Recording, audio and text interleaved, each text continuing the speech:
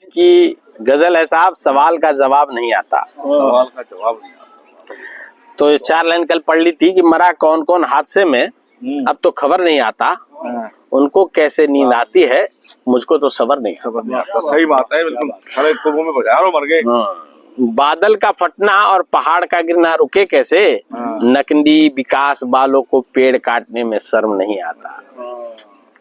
छोटी नदियों और नालों के रास्ते में घर, होटल और दुकान बना दिए, जमींदोज हो गए सब के सब, बच पाने का कोई सूरत नजर नहीं आता।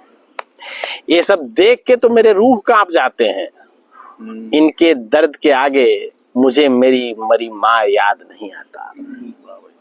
इनके दर्द के आगे मुझे मेरी मरी माँ का याद नहीं आता। और नीचे पानी भरा है, ध्यान देना भाई साहब, ये रुक के लाइन है। नीचे पानी भरा है, अपने घर के छत पे बैठे नजरें टिकाए, अपने घर के छत पे बैठ नजरें टिकाए बैठा हूँ। बेटा बोला खामखा ही बाढ़ की दुआ करी, हेलीकॉप्टर भी नजर नहीं आता। हेलीकॉप्टर भी नजर नहीं आता। बाढ़ का पानी निकलेगा, महामारी फैल जाएगी, गरीब लाचार जनता के लिए कोई राहत क्यों नहीं लाता, कोई राहत क्यों नहीं आता। और कहते कि आदमी की जब पूछ नहीं तो मवेशी की कौन पूछे, आदमी के जहाँ पूछ नहीं मवेशी को कौन पूछे। कई बह गए खप गए, ठिकाने का कोई सूरत नजर नहीं आता। मेरे हुक्मरां नए नए सौदे करने इधर उधर जाते हैं, उनके बही खाते में बाढ़ अकाल और प्रलय क्यों नहीं आता।